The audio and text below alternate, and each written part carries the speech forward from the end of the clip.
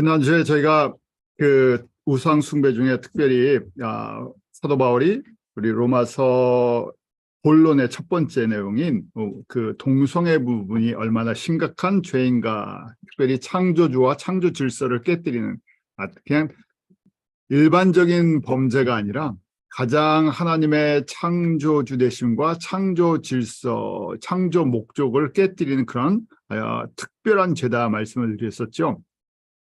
근데 그것이 이 지금 로마서를 기록할 당시 로마 제국 또 그리스 문화 속에 너무나 넓게 퍼져 있었고 사람들이 쉽게 받아들이고 있어서 예수 그리스도를 믿고도 그것을 옹호하는 사람들과 동성애자들이 교회 안에 있어 문제가 되었다, 그 말씀을 드렸었어요. 자, 그래서 그 결과를 정욕대로 더러움에 내어버려 두셔서 서로 욕되게 하셨다. 상실한 마음 속에서 정말 마귀의 성품을 가지고 하지 말아야 할 일들을 계속하는 더 악한 모습들을 보여주었고, 그것을 자기만 행하는 것이 아니라 그 일을 행하는 사람을 옳다고 옹호하기까지 했다. 그래서 이것이 오늘날 저희 가운데 가장 심각하게 다가오는 죄인데, 세상이 이렇게 흘러갈 것을 이미 2000년 전 로마 교회를 통해서 교회 역사 속에서 이것이 갑자기 나타난 것이 아니라 계속해서 도전돼 왔던 것들을 보게 돼요. 자, 오늘은 저희가 저희 이제 좀 더 적용하는 부분이에요. 적용하는 부분인데, 그러면 어떻게 해야 되는가? 왜 세상 사람들이 특별히 기독교인 안에서 오늘날 이 동성애를 옹호를 하고 있나? 크게 10가지를 한번 정리를 했습니다. 10가지가 오늘날 동성애를 인정하는 기독교 안에서요, 또 세상에서 인정하는 대표적인 이론들이에요. 첫 번째는 모든 사람은 하나님의 형상으로 지음받았다. 그리고 동성애자도 하나님의 형상으로 지음받은 사람들이다. 그래서 이 대부분의 내용들을 옹호해 주는 사람들은 기독교, 저희가 아는 진보, 자유주의 신학과 자유주의 신앙을 갖고 있는 사람들이에요. WCC에 속한 교단들이 한 75%에서 80% 된다 그랬었죠. 그러니까 대부분의 로마 카톨릭은 WCC에 직접적으로 가입되어 있는 건 아니지만 옵저버로 같이 활동을 하고 있고 신학적인 배경을 제공해 주기 때문에, 그렇게 전 세계의 기독교의 대부분이 지금 이런 이론에 동의를 하고 또 이런 걸 지원을 해주고 있는 거예요. 두 번째는 하나님은 사랑이시다. 그러므로 모든 사람들 다 사랑하신다. 그것이 이제 보편 구원론, 만인 구원론이라는 이론과 연결이 됩니다. 모든 사람은 구원받을 수 있다는 거예요. 왜요? 하나님은 사랑이시기 때문에 그 심판이나 지옥이나 이런 것들은 하나님의 속성이 아니라 그냥 하신 말씀이다. 좀 도전을 주려고. 그렇지만 실제는 하나님은 사랑이시기 때문에 모든 사람, 만인 구원론이에요. 또 보편 구원론이라고 합니다. 모든 사람이 구원을 받는 것이다. 그러니까 문제될 게 없다는 거예요. 왜요? 동성애자도 결국 구원받기 때문에. 이게 다 연결이 되죠. 만인 구원론 사상을 갖고 있는 사람들이 종교다원주의를 주장을 하고 있죠. 예수 그리스도만이 구원주라고 그렇게 고백하는 사람들이 우리가 대표적으로 복음주의자라고 그랬잖아요. 복음주의자가 소수고 대부분의 넓은 의미의 모든 그 기독교를 포함했을 때 복음적이지 않은 사람들은 이런 보편, 만인, 그다음에 종교다원적인 생각을 갖고 있었어요. 그래서 동성애자도 당연히 구원을 받는다. 하나님의 자녀로 보는 거예요. 또 뉴에이지에서는요, 이거는 범신론의 사상을 갖고 있죠. 사람이 신이에요. 그러니까 모든 사람이 신적인 존재이기 때문에 동성애자도 당연히 신적인 존재죠. 사람이 가장 중요하기 때문에. 또 이제 자유주의의 특징이 있어요. 자유주의가 구원의 가능성이 다른 모든 종교에 있다는 이 자유진보주의가 그래서 종교다원주의랑 연결되죠. 또 하나의 특징은 성서를 보는 관점이 복음주의랑 달라요. 자유주의자들이 보는 성서의 관점은 사람이 있었다는 편집적인 것, 역사적인 것 이런 것들을 봐요. 하나님의 말씀은 시대에 따라서 해석을 재해석해야 된다. 인본적인 것이 깔려 있어요. 자유주의 안에서는 그 성서의 그 내용을 갖다가 적용하고 해석하고 또 그 안에 그 성서가 기록될 때 사람들이 오류를 할 수 있다는 여러 가지 것들을 주장을 하기 때문에 하나님의 말씀이지만 사람이 쓴 거다. 그러니까 이 안에서 이제 사람이 받아들일 수 있는 걸로 정리를 해야 되죠. 그래서 동성애 자체를 문제로 쉽게 삼을 이유가 없는 거예요. 그래서 이제 저희가 요새 이제 현대 사람들이 뭐 넓게 쓰는 걸 이 동성애를 제3의 성이다. 태생적으로 동성애자로 만들어졌다. 생긴 거는 외형은 남자 혹 여자인데 안에 속성은 여자 또는 남자다. 그래서 제3의 성이다라고 얘기합니다. 그게 그렇게 만들어져 있다는 거예요. 안에 진짜는. 겉모습을 갖고 거꾸로 겉모습을 보고 성을 판단하면 안 된다. 그 사람은 결국 그렇게 사는 게 자연적인 거고 본질적인 거다. 제3의 성을 인정을 해야 된다. 이것이 가장 넓게 받아들여지는 학문적인 입장이에요. 그래서 미디어를 통해서 이것이 막 학계에서나 미디어나 뭐 이런 쪽에서 이게 강조됩니다. 여덟 번째는 이제 인본주의, 요새 이제 인권 강조하죠. 인권 안에서 소수자들, 마이너리티, 이것이 이제 뭐 저희 이민자 같은 이민자들도 포함되어 있고, 그 다음에 유색인종도 포함되어 있고, 성소수자도 이 사회적으로 봤을 때는 소수자다. 그래서 이들의 인권을 보호해줘야 된다. 동등한 인권을 가진 사람들이다. 그래서 인본주의적으로 봐요. 그리고 이제 이게 다 같은 자유주의 사람들이 갖고 있는 신학인데, 구약의 율법, 다른 자범죄랑 이 동성애도 같은 거다. 이것만 괜히 왜 이것만 강조해서 이걸 무게를 주냐. 그러니까 레위기 18장 22절, 레위기 20장 13절에 동성애에 대한 그 하나님의 징계와 심판이 있는데 다른 데는 없냐 이거예요. 구약에. 다른 법도 있잖아요. 저희가 넓게 우상 숭배하는 거 다 우상 숭배했던 거잖아요. 그래서 신약의 10번째 신약의 법을 보면 바울이 고린도 교회에 있을 때 모든 음식이 가하다 했는데 동성애도 가한 거다.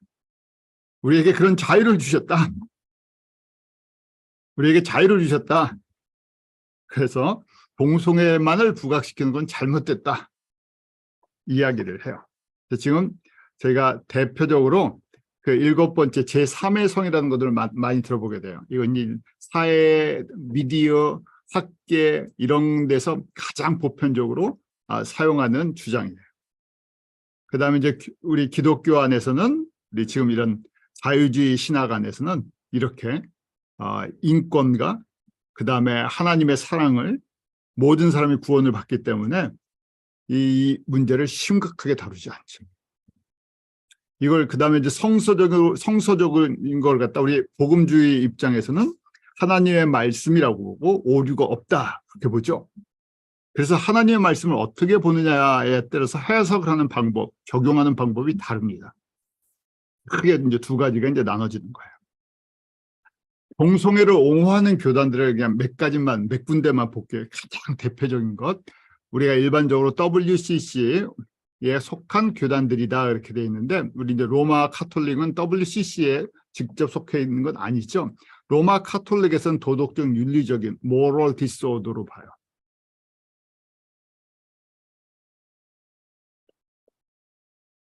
왜냐하면 로마 카톨릭도 결국 만인 구원설을 갖고 있기 때문에 도덕적인 윤리적인 그 측면에서 접근을 하죠. 저희가 이제 제일 많이 이제 저희가 다룰 게 이제 감리교랑 장로교예요. 왜냐하면 저희 대부분이 가깝게 우리 감리교, 미국에 있는 UMC에 속해 있든지 또 아니면 미국 우리 안에 PCUSA 통합적 장로교에 가깝게 속해 계신 분들이 많고, 또 한국 분들이 가장 많이 속해 있는 교단이기 때문에 말씀을 드릴게요. 우리 안 장로님은 이 한복판에 계셔서 우리 너무 잘 아실 것 같은데 그냥 간단한 몇 가지 내용만 정리하겠습니다. 동성애 교인을 지금 이런 신학적인 배경이 있죠. 한국 분들은 감리교회에 계셔도 복음적인 교인들과 복음적인 그 교회들이 많죠. 대부분이 그래요. 그런데 미국 감리교는 99.9%가 굉장히 진보적이에요. 신학 자체가. 그걸 이해하셔야 돼요. 신학이 다릅니다. 신학이 다른다는 얘기는 진보적이다, 자유주의다라고 말씀을 드리잖아요. 그렇기 때문에 그 안에 깔려있는 신학, 성경을 보는 각 그 시각과 예수 그리스도의 구원론에 대한 것이 크게 신학적으로 달라요. 그래서 미국은 크게 메인스트림 처치라고 이야기하는 주류교단들이 감리교, 지금 이렇게 통합적 장로교, 그다음에 루터란도 이름은 이반젤리컬 루터란 처치 인 아메리카라고 돼 있어요. 그래서 복음주의 루터교 이렇게 붙어있는데 복음적이지 않습니다. 그냥 대표적인 주류, 메인라인 처치예요. 메인라인 처치들이에요. 주류 교단, 메인라인 처치라고 얘기하죠. 자, 그다음에 우리 성공회는 앵글리칸 또는 에피스코폴 처치라고 얘기를 하죠. 자, 감리교는 동성애 교인을 허용해야 하는 것 때문에 계속해서 갈등을 갖고 있었어요. 이 사람들 성찬을 참여케 해줘야 되느냐, 직분을 줘야 되느냐, 이런 동성애 문제, 동성애 교인들을 어떻게 해야 될 건가 오랫동안 갈등을 하고 있었는데 그 대표적인 게 1972년 총회 때 그래서 안에서 진보와 보수가 갈등을 갖고 부닥쳤어요. UMC 총회 안에서. 그런데 아주 획기적인 그 동성애를 교단에서 인정하게 되는 획기적인 일이 무엇인가 하면 2015년에 미국 연방 대법원에서 동성결혼을 합헌으로 인정을 해줬어요. 그래서 이것이 본격적으로 불을 당기는 사건이 됐습니다. 그 정치하는 사람들도 그렇고 특히 교단들 안에서 미국 정부가 그 특별히 연방 대법원에서 동성 결혼을 인정했기 때문에 그러면 교회는 어떻게 해야 되느냐. 그래서 이제 2017년 자료를 보니까 2017년에 서부연회, 샌프란시스코의 감독이 동성애자인 걸 밝혔는데 여자분인데 감독이 됐어요. 근데 재밌는 거는요. 감리교는 2016년 그 총회 법까지 동성애자라고 스스로 고백을 하면 감독을 시킬 수 없다. 그렇게 법으로 만들어 놨었어요. 그런데 서쪽은 진보적이잖아요. 훨씬 더 진보적이에요. 그래서 거기서 이 서부연회, 샌프란시스코가 속해 있는 거기에서 감독이 됐는데요. 여자분이 나는 동성애자인데 수표를 했는데 감독을 했어요. 그래서 총회를 따르지 않고 우리는 이대로 진행하겠습니다. 그래서 지금까지 진행이 되고 있는 거예요. 그래서 갈등이 본격화됐죠. 그래서 저희가 잘 아는 것처럼 감리교회 안에서 이 동성애자로 밝힌 자의 목사 안수랑 감독 선출이 안 되는데 법적으로는 이런 연회에서 각자 움직이는 거예요. 그러니까 이제 이 안에서 이제 분리 운동이 일어났어요.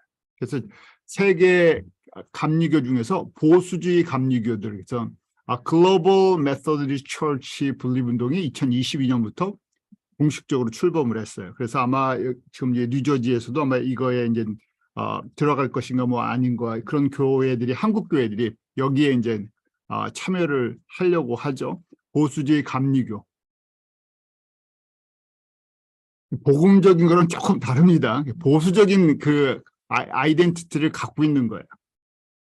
그래서 지금 이 딱 초점은 동성애자의 목사 안수랑 감독을 이걸 반대하는 거예요.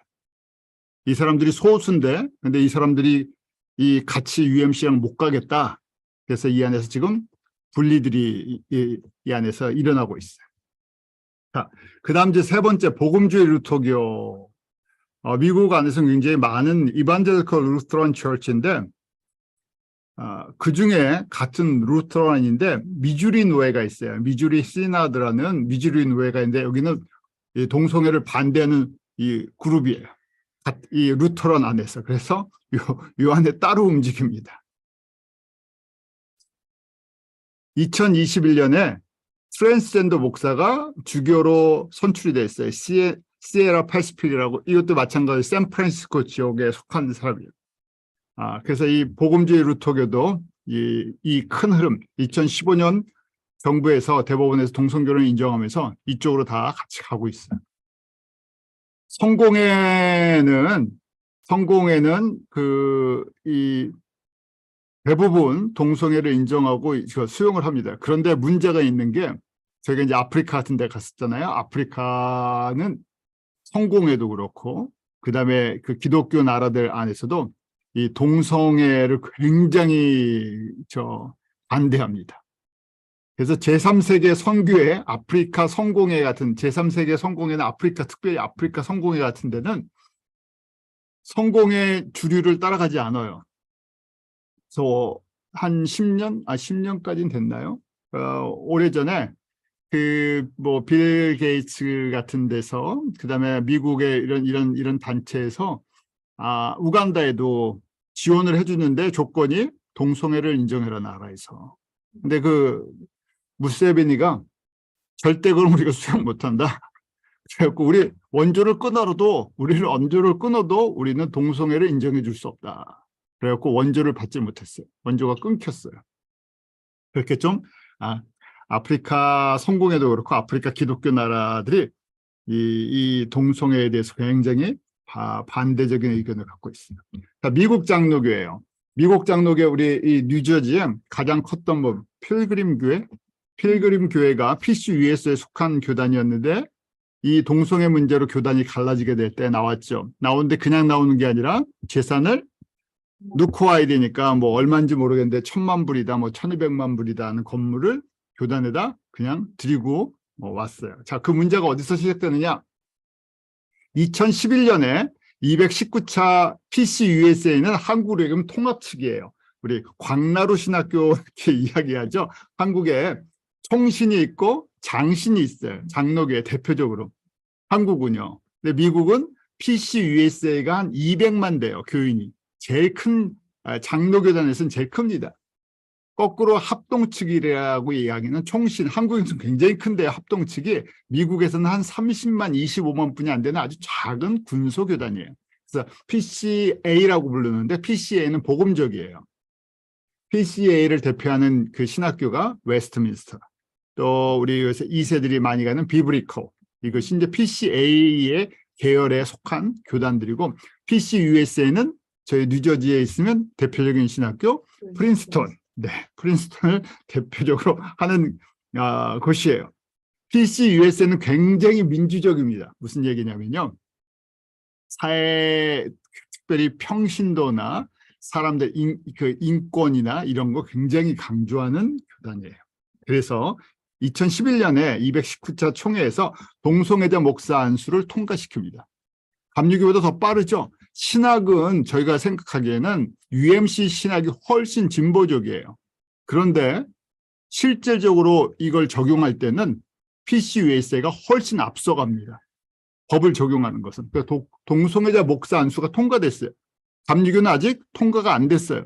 총회를 해야 되는데 제가 자료를 보니까 연기를 하고 있는 거예요. 이게 복잡하니까 원래는 2020년 언제 해야 되나요? 근데 계속 미뤄갖고 2024년에 하기로 했어요. 총회가. 왜냐하면 이 문제가 해결이 안 됐으니까 거기서 이게 부닥치니까 지금 조정을 하고 있는 것 같아요. 그래서 계속 총회를 연기를 하고 있는데 벌써 10년 전에 이미 PCUSA는 통과시켜버렸어요. 동성애자 목사 안수가 통과됐어요. 그래서 저희가 설명하는 성향의 문제다, 자연의 현상이다, 여러 가지 이유를 들었어요. 그리고 2014년에 결혼의 개념을 바꿔버립니다. 2014년 PCUSA 221차 총회 때 결혼은 남녀의 결합이 아니라 두 사람의 고유한 계약이다. 그러니까 성이 중요하지 않다. 두 사람이 언약을 한 거다. 이 개념으로 결혼 개념을 바꿨어요. 그러니까 당연히 동성결혼, 목사가 주례를 하는 것 당연히 통과가 된다는 얘기예요. 그래서 실질적으로 노예별로 이 허용을 할 것인가 해서 투표를 했는데 헌법 개정안, 이 지금 이 결혼 개념을 바꾸고 이걸 직접 우리가 적용할 것인가 각 노예별로. 그런데 221대 48로 통과가 된 거예요. 노예 121 노예가 찬성을 하고 48 노예가 반대를 했어요.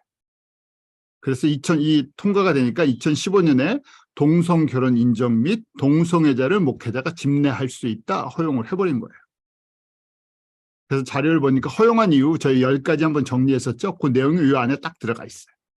그래서 PCUSA가 허용한 이유가 사회 정의예요.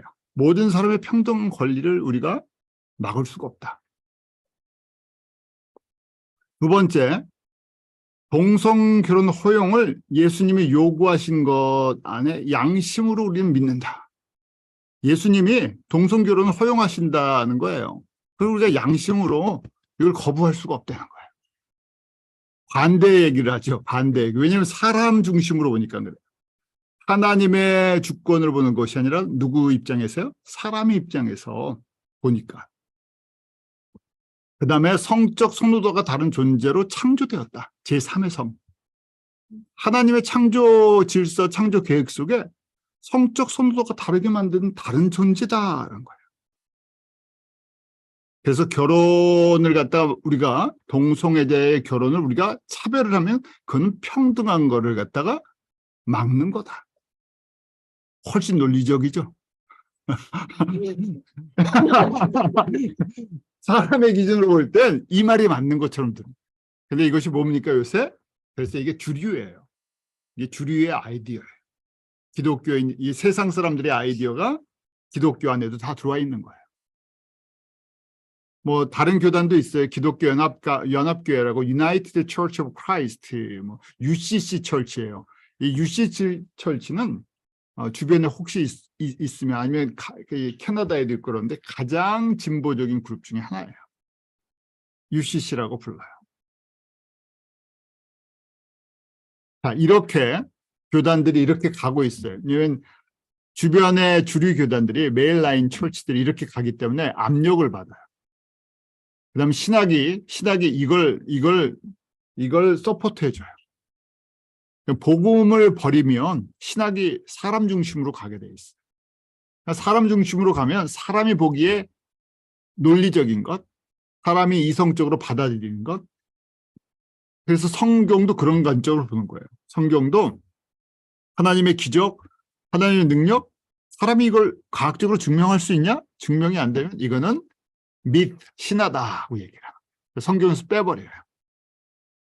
그런 식으로 하기 때문에 성경에 남는 게 별로 없고 성경이 윤리와 도덕적인 수준으로 사람들을 보기에 그 정도로 흘러가요.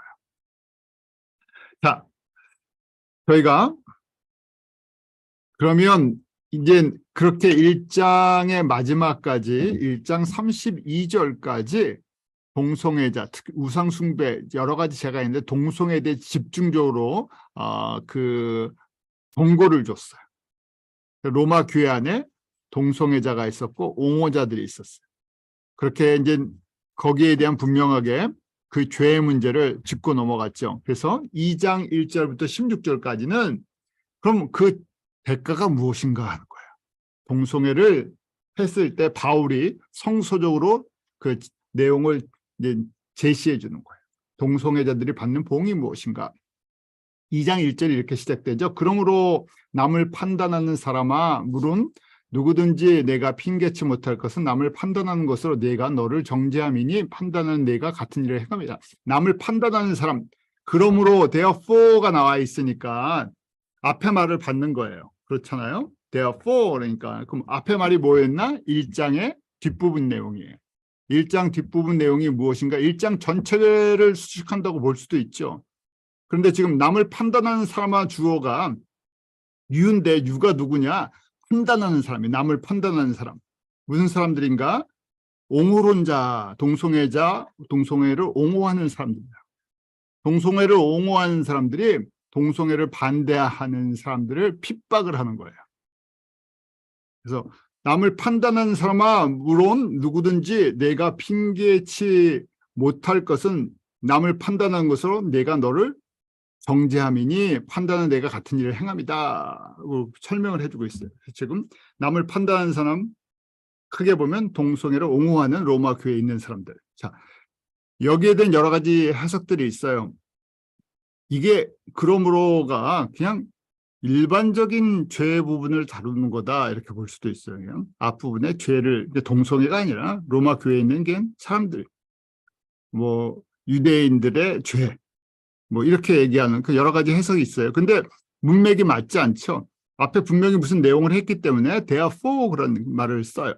근데 남을 판단하는 사람, 그 앞에 판단하는 그 판단을 하고 있었다는 얘기예요. 그래서 이 1장 전체를 수식하는 거냐 아니면 동성애 문제를 수식하는 거냐.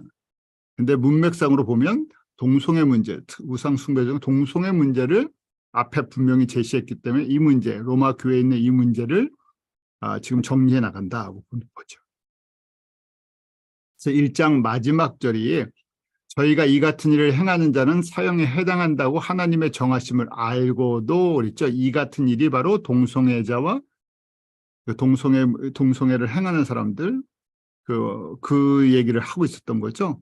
거기에는 하나님께서 구약의 율법에 의하면 바로 죽이신다고 말씀을 하셨다는 거예요.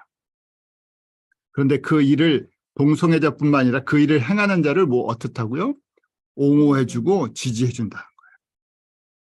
그러니까 지금 그러므로 남을 판단하는 사람 바로 지금 옹호론자라고 보는 거예요.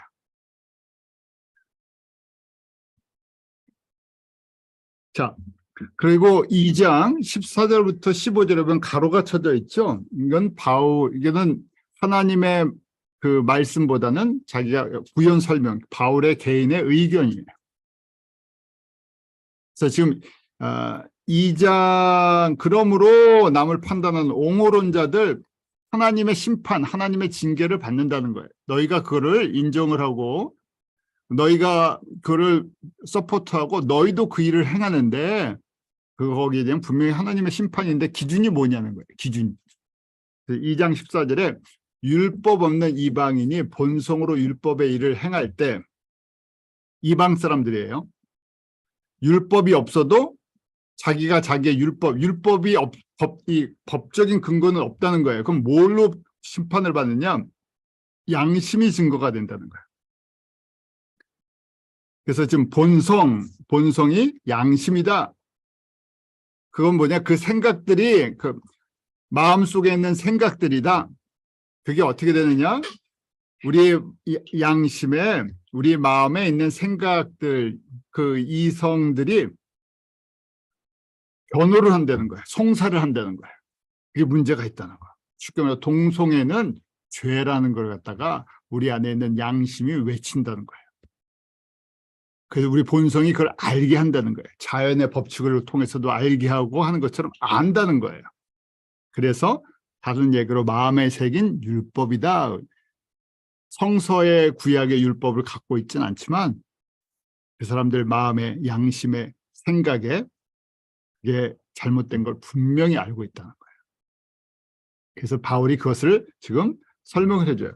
그런데 이것을 갖다가 동성애랑 상관없이 볼 때 이렇게 해석해요. 동성애랑 상관없이 볼 때 그냥 죄를 행하는 사람들 그 양심의 마음에 뭐가 죄인지를 알 수 있는 그런 걸 깨닫게 하는 그런 장치들이 있다 이렇게 보는 거예요. 그러니까 약간 주제가 좀 바뀌죠. 그러므로가 없으면 그렇게 해석할 수 있어요. 그래서 1장 18절부터 3장 20절의 해석의 다양한 모습들이 있어요. 제가 너무 깊게 얘기하면 여러분들 혼돈스러워요. 벌써 제가 이렇게 몇 가지 다른 얘기하면 여러분들 갑자기 목사님 무슨 소리 하시는 거야? 왜 여태까지 하시던 말씀이랑 뭐가 다른 거야? 여러분들이 로마서를 다 안 봤기 때문에 그렇습니다. 자, 그래서 여러분의 이해를 돕고자 구조를 보여드릴게요. 이 구조가 머릿속에 있으셔야 돼요. 그래야 저희가 기본적인 이해를 할 수가 있어요. 자, 우리 공부했었죠? 1장 1절부터 6절까지는 바울의 정체성과 복음이 무엇인가, 복음의 정체성.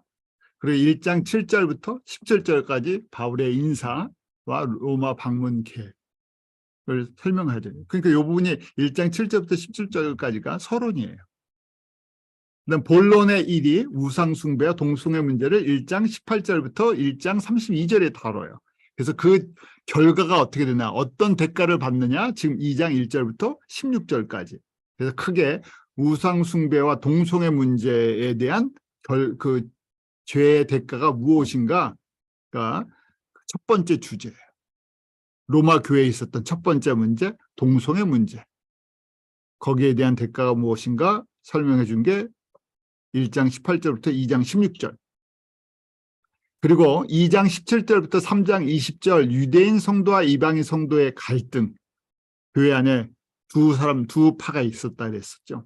그 사람들 간의 갈등. 그 다음에 3장 21절부터 8장 39절까지 율법과 복음의 관계성. 믿음으로 말미암아 의롭게 인정을 받았다. 자, 그래서 지금 본론의 첫 번째와 본론의 두 번째가 이런 구조다 하고 보는 거예요. 앞으로 넘어갈게요. 요거 이렇게 눈으로 딱 찍어 놓으세요. 그럼 1장 18절부터 32절 1장의 내용을 저희는 이게 우상숭배, 그중에 특별히 동성애 문제를 다루고 있다 이렇게 본 거예요. 그런데 어떤 학자들은 여러분들 주석이나 뭐 성경 로마서 해석을 보면 모든 이방인들의 죄를 범했다. 동성애를 다루는 게 아니라 모든 사람들이 다 이런 뭐 죄가 있다. 그래서 뭐 서로 뭐 시기하고 질투하고 뭐 이런 거 있잖아요. 그 죄의 모습들 그런 거 다 있는 거다. 2장 1절부터 3장 8절까지는 유대인들도 다 죄인이다. 그래서 표면적 유대인, 이면적 유대인 이렇게 보는 거다 하는 거예요. 황 목사님은 3장 9절부터 20절까지가 모든 사람이 죄인이라는 그 부분이 모든 사람의 죄의 부분을 다루고 있다 하는 거예요. 그래서 저희가 잘 아는 3장 20절 율법의 행위로 그의 앞에 의롭다 하심을 얻을 육체가 없는 율법은 죄를 깨닫는 기능을 갖고 있다. 제가 쉽게 정리해 드릴게요. 그냥 1장 18절부터 32절이 핵심 내용이 동성애를 다루고 있어요. 그래서 2장 1절에 들어갈 때 그러므로 그럼 동성애를 행했을 때 어떤 그 대가를 받나, 어떻게 이 문제가 처리되나, 우리가 이제 좀 갖고 있는 의문점 아니에요. 동성애자들 어떻게 해야 됩니까? 그거 어떻게 해야 됩니까? 그래서 그 2장 1절부터 16절에 그 부분이 정리가 돼 있다는 거예요. 그러면 동성애자는 유대인들 있을 수 있고 이방인들도 있을 수 있어요. 그렇죠? 자, 그렇게 그냥 이해하시고 보세요. 그래서 저희가 혹시 여러분들이 다른 주석을 보면 이렇게도 막 정리를 해놓기도 해요. 그래서 구조를 한번 정리시켜 드린 거예요. 자, 경고예요. 2장 5절에 보면 2장 5절을 보면 경고가 있어요. 그래서 이 경고가 뭐냐면 동성애를 옹호를 하면 지금 옹호자, 남을 판단하는 사람, 옹호하는 사람들에 대한 문제잖아요. 옹호를 하면 어떤 문제가 있나? 영적인 감수성이 없어져요. 왜냐하면 하나님의 말씀의 배경을 속에서 하나님의 창조주 되심과 창조 목적을 알지를 못해요. 영적인 감수성, 영적인 센스가 사라지는 거예요. 그러니까 누구의 영향을 받아요? 성령의 영향을 받는 게 아니라 악령의 영향을 받아요. 악령의 영향을 받다 보니까 이게 악령이 나는 악령이다 이렇게 나타나지 않고 세상적인 접근을 하니까 여러 가지 다양한 제3의 성 같은 걸 만들어내요. 그 훨씬 사람들이 볼 때는 논리적이고 합리적이고 이성적이에요. 사람 쪽에서 봤을 때. 그러니까 그게 악령의 영향이에요. 악령이 내가 악령이다, 뭐 귀신 들리는 뭐 이런 게 아니에요. 너무너무 이지적이에요. 그러니까 그렇게 옹호를 하다 보니까 어떻게 돼요? 영적인 분별력이 없어지고 하나님의 뜻이 무엇인지 성령의 역사하심이 뭔지 모르니까 자신도 옹호하다가 그 일을 행하는 사람이 돼요. 그렇게 지금 말씀하시는 거예요. 자신도 그 일을 한다고 2장 1절과 3절에 경고를 주시는 거예요. 동성애를 계속 옹호하면. 그러니까 그 결과 뭐가 온다? 하나님의 판단이 온다. 하나님의 심판이 온다는 거예요. 동성애자뿐만 아니라 옹호자까지도 하나님의 판단을 받는다는 거예요. 그래서 1절에 보면 핑계치 못한다. 3절에 판단을 피할 수가 없다는 거예요. 그런데 세 번째요. 2장 4절에 보면 그런데 하나님이 회개할 기회를 주신대요. 자, 저희는 지금 이거를 막 너무 어렵게 생각하는 것이 아니라 그럼 동성애자를 우리가 어떻게 다뤄야 됩니까? 바울의 가이드라인, 성서를 통해서 주시는 가이드라인이 무엇입니까? 자, 첫 번째 이해하셨죠? 동성애로 오해하다 보면 당연히 자기도 그 일을 행할 수 있겠죠? 그러면 하나님의 분명히 심판, 판단을 받아요. 그냥 놔두면 심판받고 죽게 되죠. 그런데 이 사람도 그러면 회개할 수 있는 사람입니까? 저희가 갖고 있는 의문점이에요. 이 사람들에게도 복음 전해야 됩니까?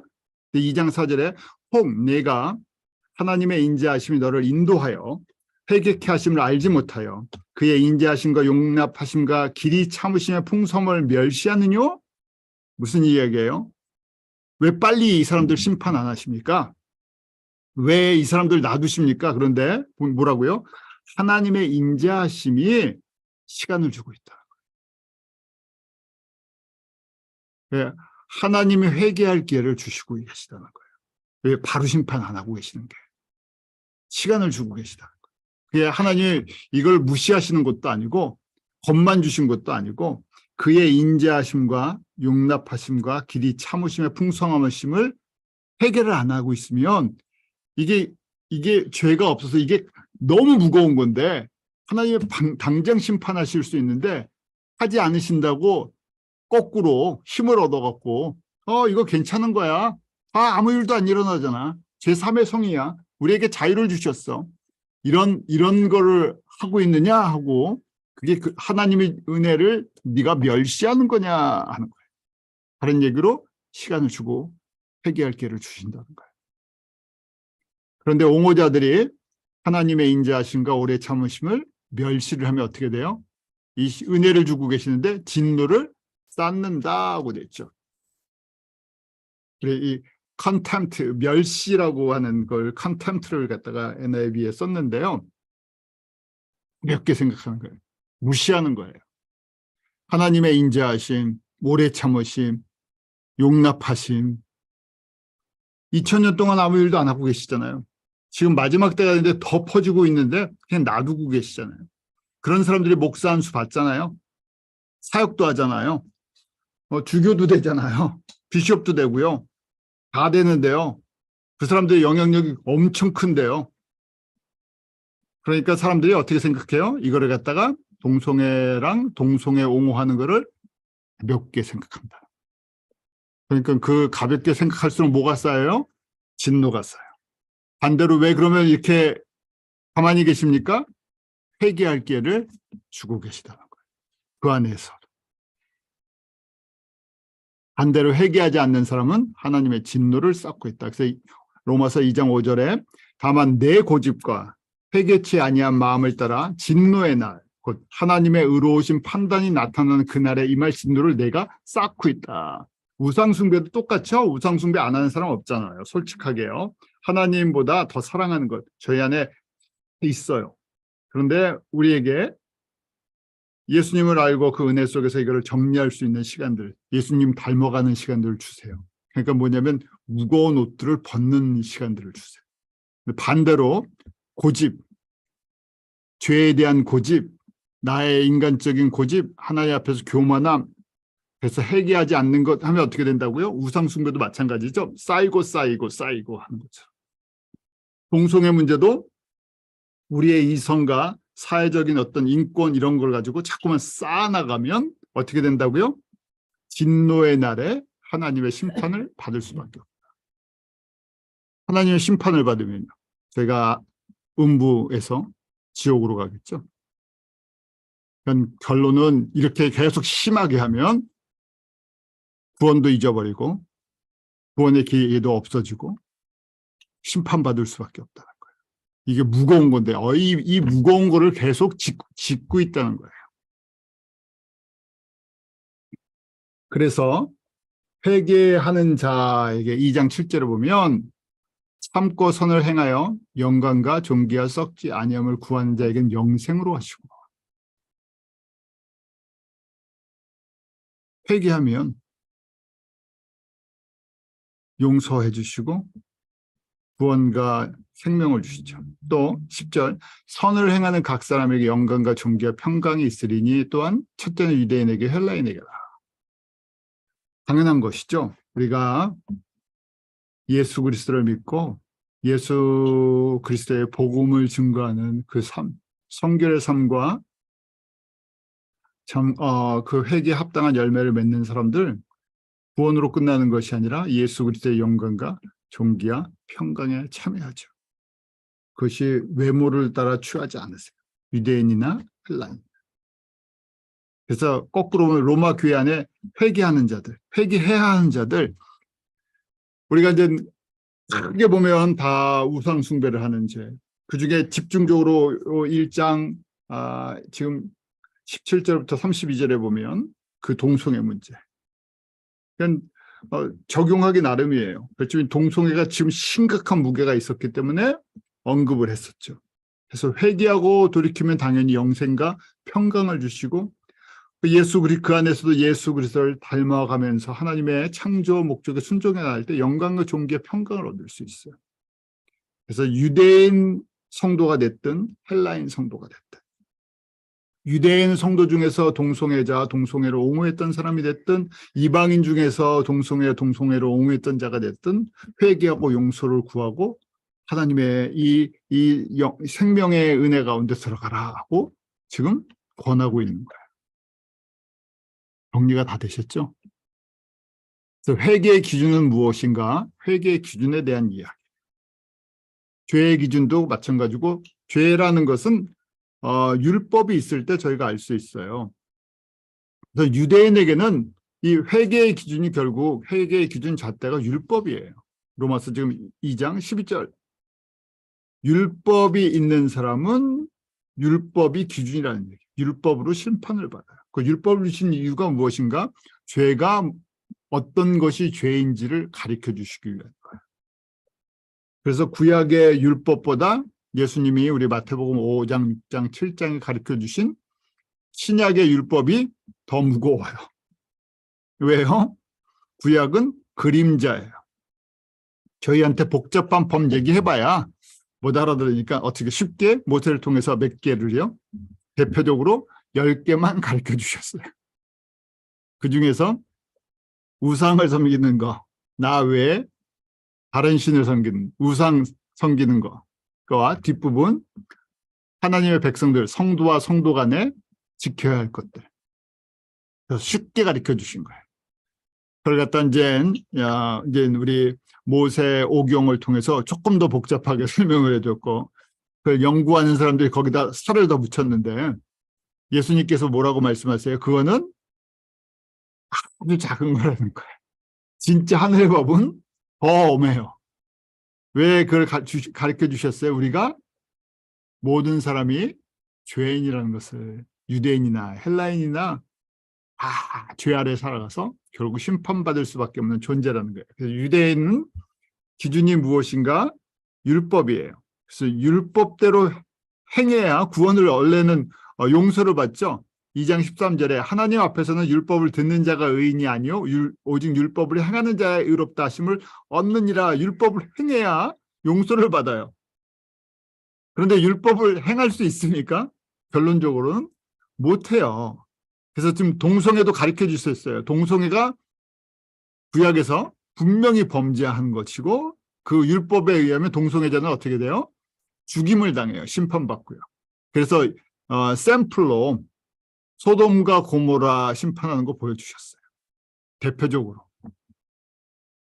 지금 법을 분명히 보여주고 법대로면 죽는다 하는 거 가르쳐 주셨어요.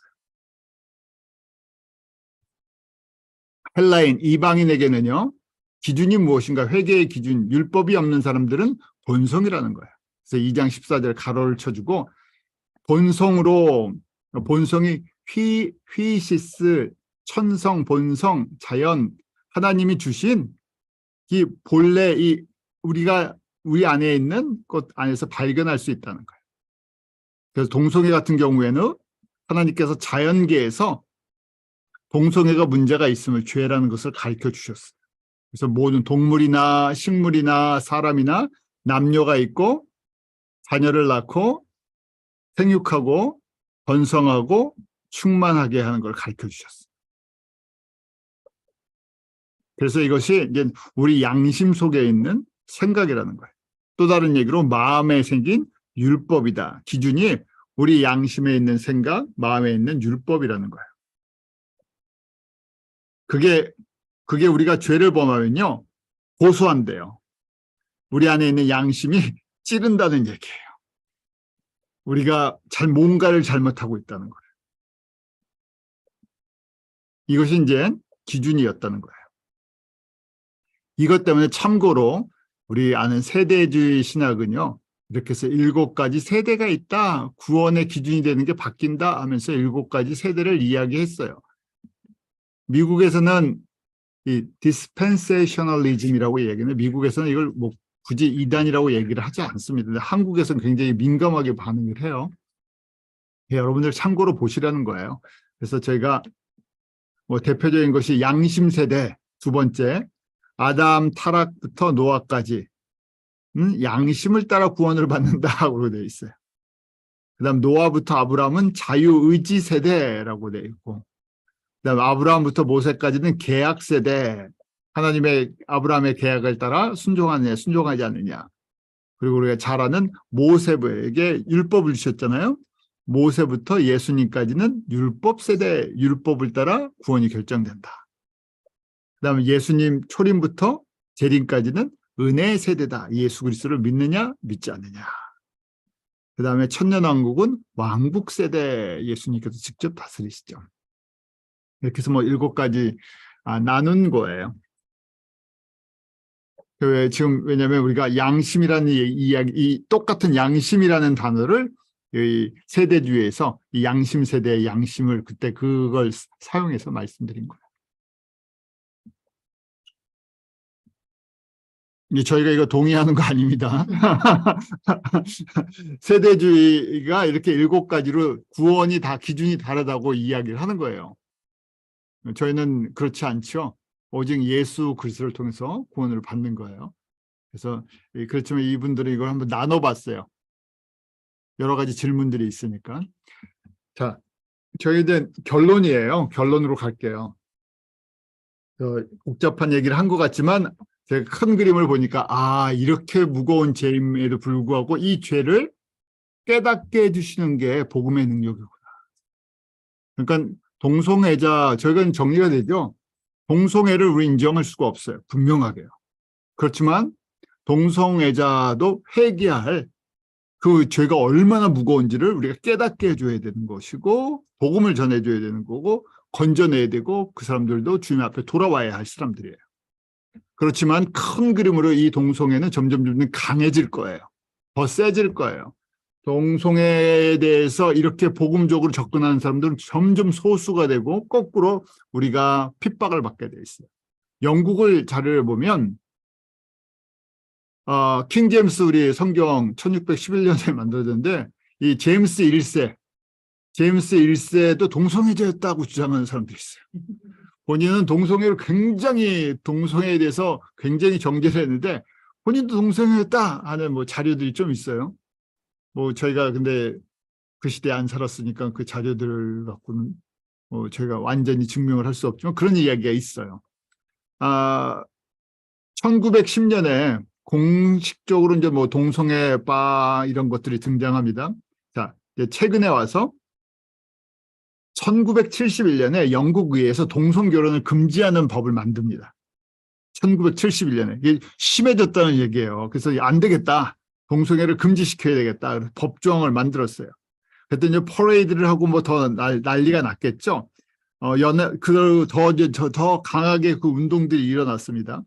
그러다가 2002년에 동성부부 차별법을 없애버렸어요. 차별을 시켰었는데 차별법을 먼저 없애요. 그리고 2013년에 드디어 이제 런던 의회에서부터 동성 결혼을 입법화하기 시작했어요. 그 2014년에 시행했어요.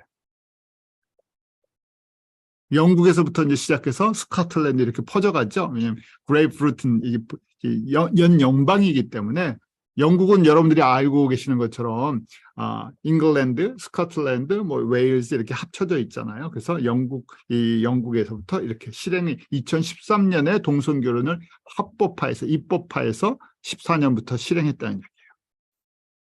미국은요. 미국은 대표적으로 뭐 1960년대 우리 케네디 대통령이 모든 걸 다 열어놓으셨죠. 자유, 인권 뭐 여러 가지를 저희가 좋은 일 많이 했잖아요. 사회적으로는요. 그런데 동성애 운동 결국 동성애 길도 조금씩 열어준 거죠. 그 시대가 그랬어요. 1900 우리가 아는 그 바티칸 로마 카톨릭에서 신학의 문을 열어준 것처럼 우리 미국에서는 그 당시에 이제 사회가 점점 이렇게 자유주의 진영, 진보주의 진영으로 많이 흘렀죠. 대표적인 지역이 바로 샌프란시스코예요. 우리 뉴욕과 저희가 살고 있는 뉴욕과 그다음 샌프란시스코. 왜냐하면 샌프란시스코는 1970년부터 이것이 이제 정치하는 사람들 가운데 공식적으로 나타나기 시작했어요. 78년에 조지 모스코라는 샌프란시스코 시장이 됐는데 그 사람은 동성애자였어요. 그래서 동성애 결혼을 입법화하기 시작합니다. 그래서 지금 저희가 UMC 안에서도 그렇고 뭐 이반젤리컬 루터란 처치 안에서도 그렇고 동성애 뭐 비숍 나오는 데가 지금 이런 샌프란시스코, 이 캘리포니아 쪽 이쪽이 굉장히 강하죠. 거기에 중심지였기 때문에 그래요. 자, 법적으로는 2003년에 매사추세츠 우리 동부에 있는 가장 진보적인 곳 매사추세츠에서 동성 결혼을 최초 허락합니다. 그리고 두 번째 이어서 캘리포니아가 동성 결혼을 허락했어요. 뉴욕은요 2011년이에요. 7번째 주였어요. 그 다음에 2013년에 뉴저지가 인정을 했어요. 자, 이렇게 되다 보니까 어떤 주는 인정을 하고 어떤 주는 인정을 하지 않아요. 그러니까 진보적인 주들은 우리가 잘 아는 민주당이 우위로 있는 데는 다 인정을 해나가는 그런 것인데, 그러다가 2015년에 대법원에서 동성혼을 합법화합니다. 그러니까 오버제포펠이라는 제임스 오버제포이라는 사람의 이 주장이 이제 받아들여진 거죠. 그래서 동성애가 합법화됐어요. 그리고 작년에 몇 달 전이죠. 2022년 12월 13일에 조 바이든 대통령이 결혼 존중법을 서명을 합니다. 이 결혼 존중법이 뭐냐면요. 1996년에 결혼보호법을 폐지를 했어요. 결혼보호법이 있었어요. 결혼보호법이라는 게 쉽게 말해서 남녀 간의 결혼이라는 거예요. 남녀 간의 결혼이라는 것인데 이 결혼보호법을 이제 폐지를 하는데 이게 주마다 다 다르다 그랬잖아요. 그래서 바이든 대통령이 결혼 존중법 성을 구별하지 않고 어떤 성이든지 결혼을 합법화한다는 것을 지금 서명을 한 거예요. 그게 무슨 얘기냐면 이제 주별로 인정을 하든 안 하든 상관이 없는 거예요. 지금 대통령이 서명을 했기 때문에 미국 전체에서는 합법화된 거예요. 주가 거부를 할 수 없게. 그래서 동성결혼법을 서명을 해서 이걸 이제 완전히 진행시키는 시행을 시작한 거죠. 자, 그럼 저희는 어떻게 해야 되냐 하는 거예요. 저희는요. 왜냐하면 이거는 한두 사람의 무슨 인권운동가가 만들어낸 것도 아니고요. 또 이것을 우리가 단순하게 그러면 복음주의 사람들이 일어나서 동성결혼을 반대해야 됩니다. 결혼 존중법을 없애야 됩니다. 이런 걸로 저희가 막을 수 있는 것도 아니죠. 이것이 바로 영적인 저희 가운데 도전과 전투고 마지막 때의 징조 중에 하나죠. 점점 강해질 거예요. 산고인간.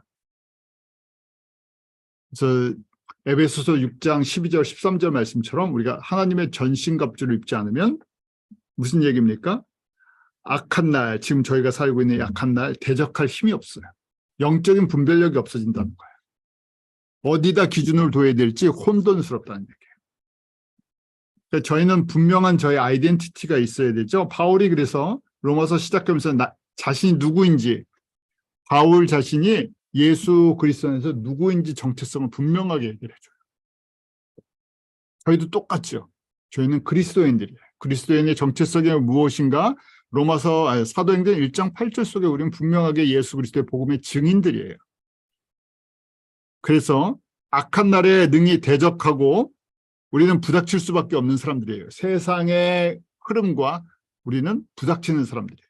그런데 그것이 우리가 정치적으로 부닥치는 것도 아니고 사회적으로 부닥치는 것이 아니라 예수 그리스도의 복음을 가지고 부닥치는 사람. 그래서 모든 일을 행한 후에 우리가 stand firm, 우리가 서기 위한 거예요. 그러면 우리도 이 물결에 휩쓸려 간다는 얘기예요. 저희가 그래서 복음이, 보세요.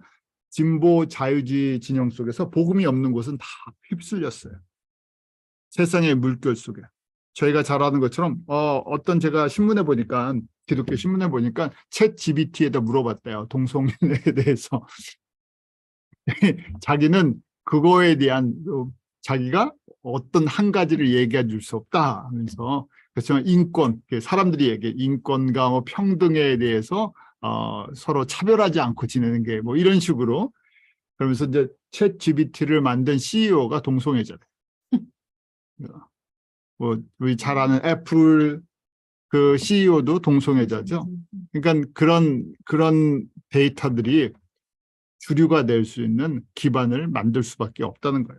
공개적으로는 아니래도 그냥 사람들이 쉽게 받을 수 있게. 그래서 저희가 그럼 어떻게 해야 됩니까? 우리가 행할 일이 무엇인지를 분명히 알아야 되죠. 우리가 행할 일이 무엇인가? 우리는 영적 싸움인데 우리는 하나님의 전신갑주를 입고 싸우는 사람들이에요. 우리가 갖고 있는 무기들이 있는데 방어 무기죠. 자, 1번부터 5번까지는 방어 무기예요. 나를 위해서 보호하는 거죠. 진리의 허리띠, 의의 흉배, 평안의 복음에 예비한 신, 믿음의 방패, 구원의 투구. 진리의 허리띠는 예수님의 허리띠예요. 그러니까 허리띠는 구찌도 아니고 무슨 가죽띠도 아니고 저희 때는 악어 가죽인가요? 뭐 그런 것도 있었는데 예수님의 진리로 허리를 동요해야 돼요. 그래야 옷이 안 내려가고 중심을 잡을 수가 있고 싸울 수 있어요. 그래서 예수님의 진리, 기독론, 대표적인 기독론, 삼위일체. 그다음에 의의 흉배는 가슴을 보호하는 거죠. 우리 하트를, 우리의 심장, 우리의 마음을 보호하는 거예요. 뭘로 보호하나? 성령의 열매가 우리 안에 맺혀. 성령님이 다스려요. 성령의 9가지 열매, 성결, 우리 안에 오직 예수님만 사랑하는 마음의 동기가 순전한 거. 그게 우리 속을 보호해줘요. 우리 가슴을, 우리 마음을. 평안의 복음에 예비한 신, 그러니까 우리 이렇게 예수 그리스도의 진리와 거룩한 성결로 무장한 사람들이 복음을 준 거야. 그때 우리가 평안히 복음을 전할 수 있죠. 전쟁에 나가서 싸울 수 있는 준비가 됐다는 거예요. 그 다음에 믿음의 방패 필요하죠. 믿음의 방패는 어떤 믿음인가? 히브리서 11장의 믿음. 이 땅이 아니라 저 세상, 새하늘과 새 땅, 새 예루살렘을 바라보는 믿음이죠. 그럴 때 믿음의 방패가 있어야 뭘 이겨낸다고요? 불화살이 수없이 날아다니는데 영적인 분별력이 있어야 불화살이 보인다는 거예요. 불화살이 날아온다 아무리 했는데 내 눈에는 안 보여요. 그러니까 어떻게 됩니까? 무방비죠. 방패를 갖고 있지 않아요. 그러니까 지금 세상은 어떻게 합니까? 이게 불화살이 아니라고 얘기를 하는 거예요. 화살이 아니니까 막을 필요가 없잖아요. 그러니까 그냥 계속 맞으니까 어떻게 돼요? 나도 불바다가 되는 거예요. 세상의 영향력이 완전히 우리의 눈을 통해서, 우리의 귀를 통해서 수없이 들어오죠. 막아내지 못한다는 얘기예요. 방패가 없으니까. 그 다음에 구원의 투구, 예수 그리스도의 보혈과 온전한 복음으로 이 우리 브레인을, 이 제일 중요한 브레인을 보호해야죠. 머리 망가지면 그만이잖아요. 제일 중요한 건데. 근데 뭘로 보호하나? 예수 그리스도의 복음으로 보호하죠. 그다음 마지막 말씀의 검. 말씀의 검은 이제 더 이상 나를 보호하는 것이 아니라 어떻게 합니까? 직접 다른 사람을 변화시키고 마귀의 권세를 깨뜨릴 수 있는 공격용 무기예요. 우리가 깨우고 변화시키는 사명이 있어요. 근데 이 말씀의 검을 가지려면 1번부터 5번 순서적으로 다 정리가 돼 있어야 돼요. 1번부터 5번이 안 돼 있으면 어떻게 됩니까? 말씀의 검 갖고 있어봐야 갖지도 못하죠. 이게 밸런스가 있어야 돼요. 밸런스가. 그래서 이 시대는 어떻게 됩니까? 공격도 아주 교묘한 공격들이 수없이 들어와요. 우리 진리의 허리띠 못 띠게 하죠. 의의 흉배 못 갖게 하죠. 평안의 복음의 신 못 신게 하죠. 믿음의 방패 필요 없게 만들어 놓죠. 구원을 흔들어 버렸으니까 오픈돼 있어요. 머리가요. 그냥 계속 두들겨 맞죠. 공격할 능력이 있겠습니까? 이 상태에서 말씀 아무리 가르쳐줘 봐야 뭐합니까? 말씀의 능력이 나타나지 않죠. 변화되지 않아요. 그래서 저희가 마지막 때는 더 하나님의 전신갑주를 우리가 입어야 됩니다. 기도하죠. 하나님 참 감사합니다. 저희들 이 시간 로마서 1장 2장 말씀을 통해서 다시금 동성애의 도전과 또 그럼에도 불구하고 하나님께서 오래 참으심으로 그들이 회개하고 돌아설 수 있는 은혜의 기회들을 허락하심을 저희가 바라보며 감사를 드립니다. 세상의 공격이 너무나 뜨겁게 다가옵니다. 저희들 깨어있게 하시고 말씀 속에 영적인 분별력 갖게 하시며 주님 우리에게 주신 이 복음의 사명을 감당할 수 있도록 은혜를 베풀어 주시옵소서. 저희가 먼저 주님의 말씀 가운데 서야 되겠습니다. 사랑하는 모든 귀한 지체들 예수 그리스도의 복음의 말씀 속에 뿌리를 내리게 하시고 자라게 하시고 또 그 안에서 성령의 열매를 맺어 우리 이 어려운 시대에 또 악한 날에 능히 우리의 사명을 감당하며 주님 앞에 설 수 있는 믿음의 사람들로 주님 앞에 서게 하여 주시옵소서. 예수님의 이름으로 감사하며 기도드리옵나이다. 아멘.